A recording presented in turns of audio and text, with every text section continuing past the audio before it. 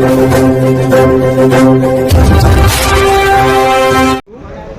నెల 4వ తారీఖు 4 నెలలో పనులు మాత్రం 2 నెలల కింద మొత్తం జరిపారు. మరి ఏ విధంగా ఏం ఆప్షన్ ప్రజలు తీసుకోకుండా ఏ రకంగా పనిచేస్తారు మరి వాళ్ళు? అంటే దీంట్లో అర్థమైంది ఏమంటే ఏం పర్మిషన్ లేకుండా మొత్తము పనులు సాగిస్తారు వాళ్ళ లోపల.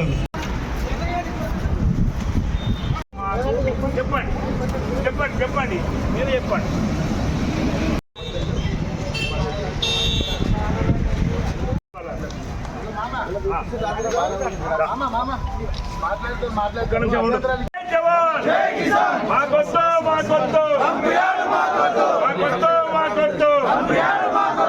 నమస్తే సార్.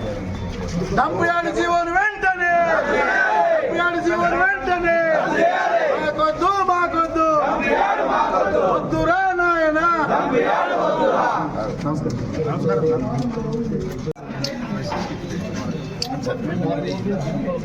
రోడ్డు నువ్వు చెప్పినా మాకు అవసరం లేదు. ఏ రోజైనా ఇబ్బంది పెట్టినామా?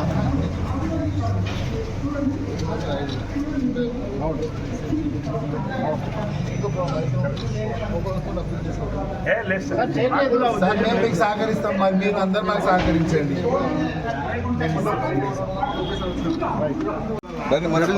కుప్పటిపల్లి కడ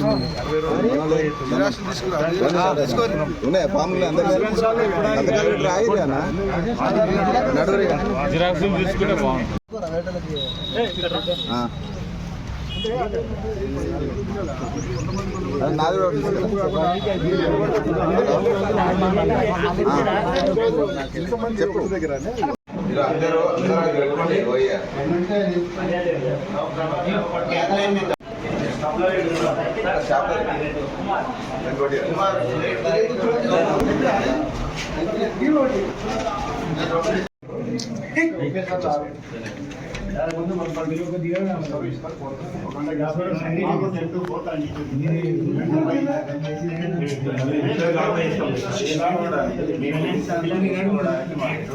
ఆక్షేపణ లేదు. మేము పిటిషన్స్ ఇవ్వడానికి పిటిషన్స్ ఇచ్చే క్రమంలో ఏమైనా ఇష్యూ జరుగుతాయో దీనికి 65 రోజుల నుంచి ఎవరి ప్రోగ్రామ్ లేకుండా స్వచ్ఛందంగా పనులు వాళ్ళ ప్రతి పిటిషన్స్ అపాయింట్మెంట్ ఇస్తాం. అది కూడా క్షుణ్ణంగా వింటాం, ఇదంతా పరిశ్రమ చేస్తాం. కాకపోతే ఈ ల్యాండ్ ఆర్డర్ ఇష్యూ కాకుండా మీరు ఒక ముందుకు అవన్నీ తీసుకోవాలంటే మేము మళ్ళీ మీకే అపాయింట్మెంట్ ఇచ్చేస్తాం. సామరస్యం కూడా కలెక్టర్ గారు కూడా ఇదే విషయం చెప్పారు.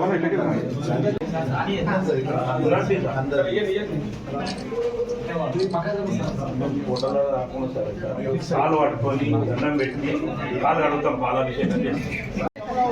చెప్తా సార్ మేడం, మీకు ఎట్లాంటి ప్రాబ్లం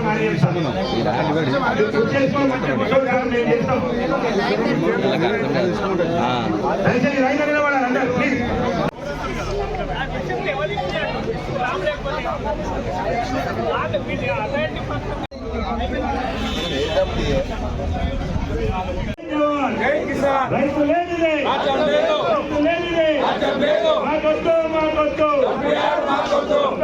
వెంటనే జై జవాన్ థ్యాంక్ యూ.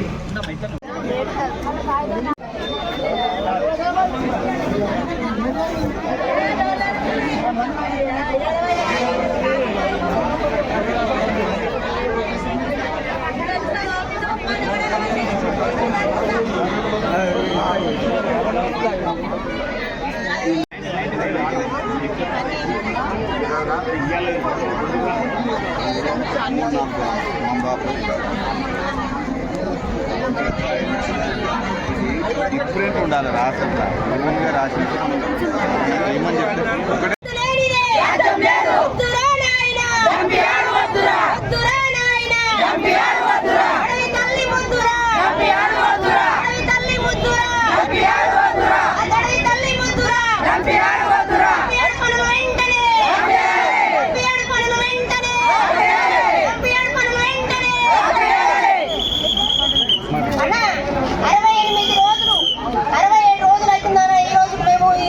చేయబట్టి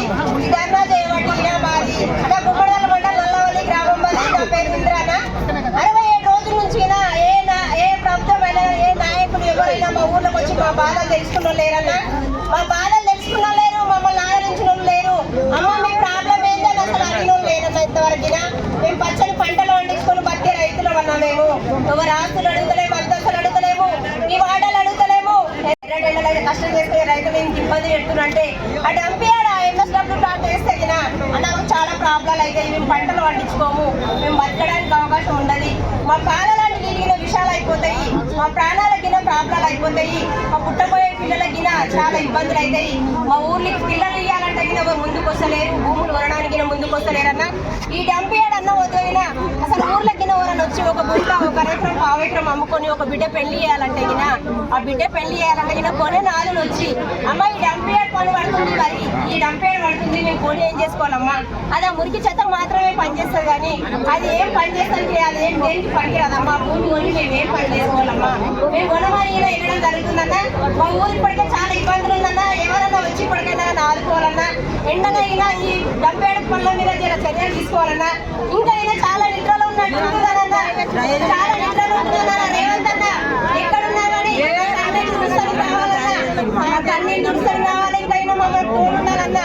ఇంకైనా అన్న అయ్యా అవ్వాలని ఎడుతున్నా అన్న. మేము వ్యతిరేక పోరాటం చేస్తున్నాం, న్యాయ పోరాటం అన్న. ఈ చెయ్యలేని మేము అన్నం తినలేమన్నా.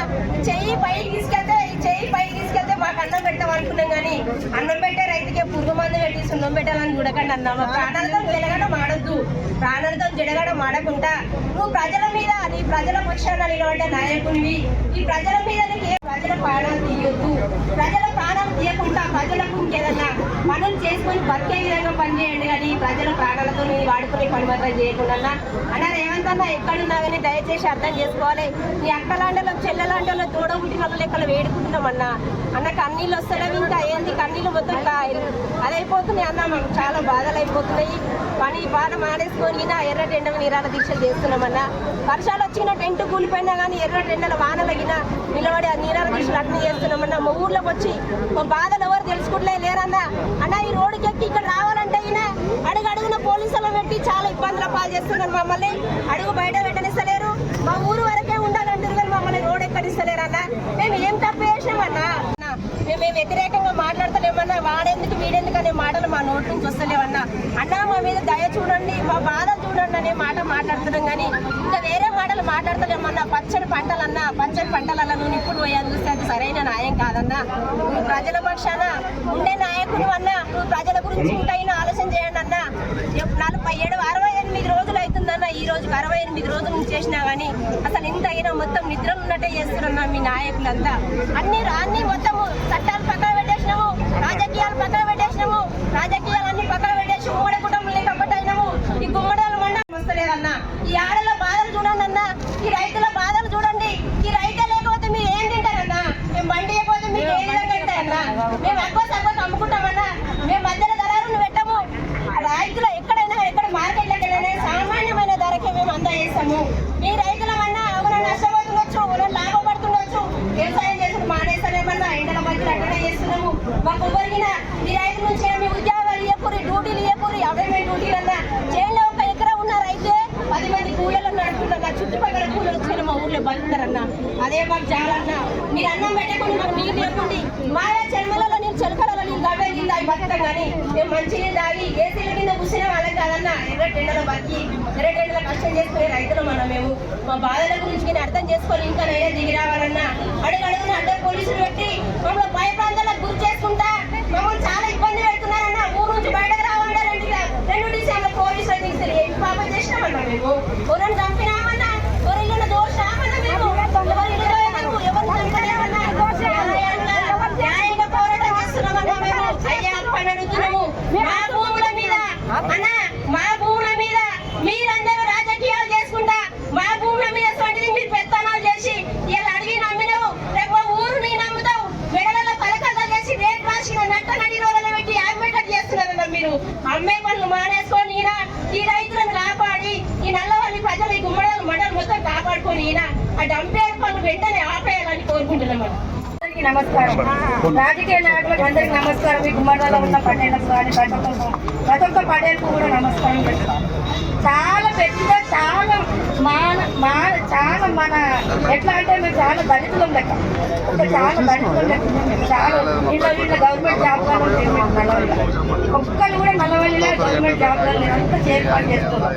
10 ఎకరా భూమి ఉన్న వాళ్ళే ఉన్నారు కానీ 2 ఎకరాలు 10 ఎకరాలు ఉన్న వాళ్ళు లేదు గవర్నమెంట్ జాబ్లలో. మేము అడ్డమైన కష్టం చేసుకుంటున్నాము. అద్దుమ రాత్రి వచ్చి పొలిటికల్ తీసుకుపోయి మా ఎమ్మెల్యే సాగులు మేము మంచివాడని 3 సార్లు గెలిపించాం. అయినా మాకు ఆయన పండిస్తారు. ఆయన తెలియకుండానే పోలీసు వాళ్ళు వచ్చి మా పిల్లలను అరెస్ట్ చేసి రాత్రి మొత్తం ఊరంతా పోలీసు తెచ్చాం. అయినా మేము భయపడలేము. మేము రైతులం దొంగతనం చేయలేము, భయపడలేము. ఎదిరించడం నిలబడడం 3 బయట దాటుకోవాలి. తర్వాత మేము చౌరస్తాకు వచ్చినాం. చౌరస్తాకు వచ్చి ధర్నా చేసినాం. అయినా మాకు మైపాలరెడ్డి రాలేడు, మాకు స్పందిస్తలేడు. అయినా మేము ఊరుకోలేము. మా పిల్లలు టవరెక్కి చచ్చిపోయినట్టు అయ్యారు. చచ్చిపోయినా కానీ మా పిల్లలను మేము కాపాడుకుంటాం, తీసుకున్నాం, పోకున్నాం. అట్లా కూడా మాకు మైపాలరెడ్డి వస్తలేడు, మాకు ఇక్కడ స్పందిస్తలేడు. ఏ నాయకులు మా దగ్గరికి వస్తలేరు. ఈశానమూల అని అక్కడ నామినేషన్ వేస్తారు. నల్లవల్లికి ఫస్ట్ వస్తారు. నల్లవల్లికి వచ్చి అక్కడి నుండి ప్రారంభం చేస్తారు నామినేషన్. కానీ ఇవాళ మేము 3 నెలల కూడా చచ్చిపోతున్నాం, ఎండలలో చచ్చిపోతున్నాం.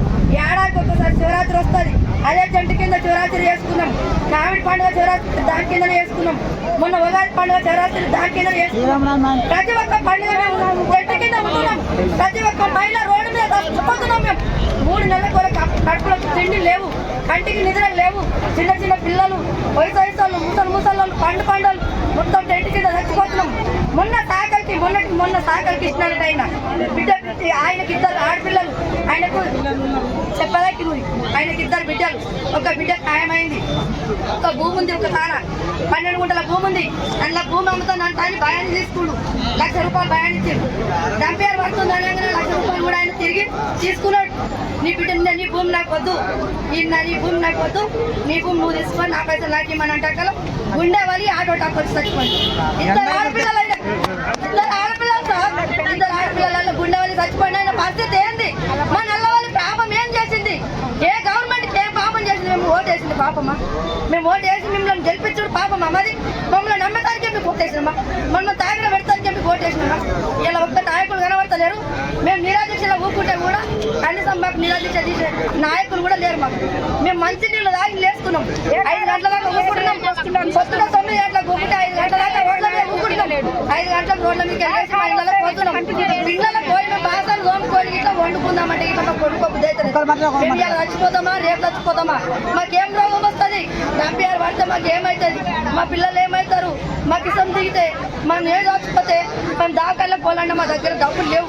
మేము ఉన్న ఆస్తులు లేవు. మా దగ్గర ఉన్న భూములు కూడా అమ్మటానికి కూడా రాడా, అవి కొనడా. ఈ పిల్లల పెళ్లి చెయ్యం. మేమేం కావాలని పంట నిజాలు పడతలేమన్నా. ఎక్కడున్నావో రేవంత్ రెడ్డి, నీ కాలు మొక్కుతున్నాం, నీకు నీకు ఒకవేళ డంపిఆర్ మాకు ఏ నాయకుడైనా సరే ఆయన కానీ ఎవరు కానీ మా ఊరు డంపిఆర్ ఆపి మా ఊరికి న్యాయం చేసిన వాళ్ళకు మేము బరాబరి ఆయన శిలారూపం మా ఊరు విగ్రహం కట్టించి పాలాభిషేకం చేస్తాం. అప్పటిదాకా మా పోరాటం ఆగని, మేము ఆగలేము. ఎంత దాకా అయినా తెలుస్తాం. అది కాకపోతే మా పాదాలైనా అర్పిస్తాం కానీ డంపిఆర్ మాత్రం ఖచ్చితంగా అయిపోతామని నేను నిజంగా చెప్తున్నా. అది ఫస్ట్ తొలిపెట్టు కాదే, నేను వస్తానికైనా సిద్ధం ఉన్నా ఆ డంపిఆర్ కోసం. ఇది మాత్రం గ్యారెంటీ. మాకు ఆయాసాలు ఉన్నాయన్నా. మేము 3 నెలల వరకు ఉపవాసం చచ్చిపోతున్నాం. మా కడుపు బాధ ఎంత ఉందో భగవంతుడు తెలుసు. ఈరోజు పటాన్చెరు నియోజకవర్గం గుమ్మడిల మండలం నల్లవల్లి గ్రామం ప్యారానగర్ MSW వ్యతిరేక ఉద్యమంలో భాగంగా నల్లవల్లి గ్రామ పంచాయతీకి ఎంఆర్ఓ గారు 3వ తారీఖు నాడు మండల ఆఫీస్ నుంచి 3వ తారీఖు నాడు మా గ్రామ పంచాయతీకి నోటీస్ ఇవ్వడం జరిగింది. ఏమని ఇచ్చింది? SWM మున్సిపల్ సాలిడ్ వేస్ట్ ఏదైతే 152 ఎకరాల భూమి ఉందో ఆ భూమిని GHMC greater Hyderabad municipal corporation కి బదిలీ చేయడం జరిగింది.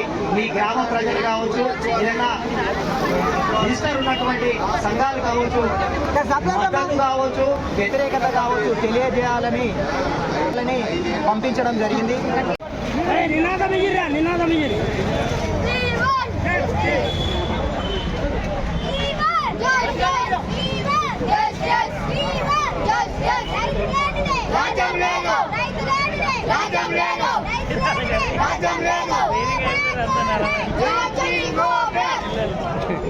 నల్లవల్లి గ్రామ ప్రజలు పూర్తిగా స్వచ్ఛందంగా గ్రామంలో ఉన్నటువంటి అన్ని కుటుంబ సభ్యులందరం కలిసి ఈరోజు గుమ్మడిదల మండలం ఎంఆర్ఓ గారికి ఏదైతే మున్సిపల్ సాలిడ్ వేస్ట్ అయితే మీరు ఏదైతే బదిలీ చేస్తున్నారో ఆ ల్యాండ్కు పూర్తిగా వ్యతిరేకించడానికి ఈరోజు స్వచ్ఛందంగా మా గ్రామానికి గుమ్మడిదల మండల కేంద్రానికి వచ్చి ఎంఆర్ఓ గారికి ఈ పూర్తిగా నల్లవల్లి రైతులు వినతి పత్రం ఇవ్వడం జరిగింది.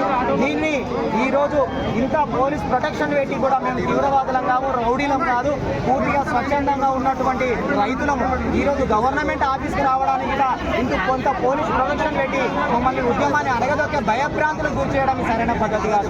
ఈ అధికారులు కూడా మాకు సహకరించాలి. అధికారులు కావచ్చు, పోలీసులు కావచ్చు, మేము ఎక్కడ అహింసకు పాల్పడలేము. శాంతియుతంగా వస్తే కూడా వాళ్ళ పోలీసులే మమ్మల్ని ఈ విధంగా నిర్బంధించడం సరైన పద్ధతి కాదు.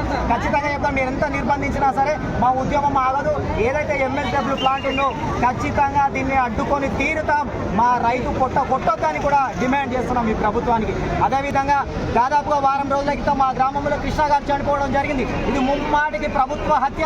ఆ కుటుంబాన్ని ఆదుకోవాల్సిన బాధ్యత కూడా ఈ ప్రభుత్వం మీద ఉంది, ప్రభుత్వ అధికారుల మీద ఉందని కూడా విజ్ఞప్తి చేస్తా ఉన్నా. అదేవిధంగా మా గ్రామంలో పూర్తిగా రైతులు పండించేటువంటి పంటలను, కూరగాయలు కావచ్చు, వరిని కావచ్చు, ప్రతి ఒక్క అధికారైనా ఇదే తింటారు. ఇదే రైతులు కనుక పూర్తిగా వ్యవసాయాన్ని బంధు పెట్టినట్లయితే ఏమి తిని బ్రతుకుతారని కూడా ప్రభుత్వాన్ని అడుగుతా ఉన్నా. ప్రభుత్వం కూడా కుంటుపడిపోతుంది. ఈ రైతు ఉంటేనే ప్రభుత్వం నడుస్తుంది. అదే ఈ రైతులు పూర్తిగా వ్యవసాయాన్ని నాశనం చేస్తే మాత్రం మీరు ఖచ్చితంగా కుంటుపడిపోయే ప్రమాదం ఉంది. ఈ తెలంగాణ రాష్ట్రంతో పాటు భారతదేశం పూర్తిగా నిర్వీర్యమయ్యే ప్రమాదం ఉంది. కాబట్టి ఇకనైనా రైతులను కాపాడాల్సినటువంటి బాధ్యత ప్రభుత్వం మీద ఉంది.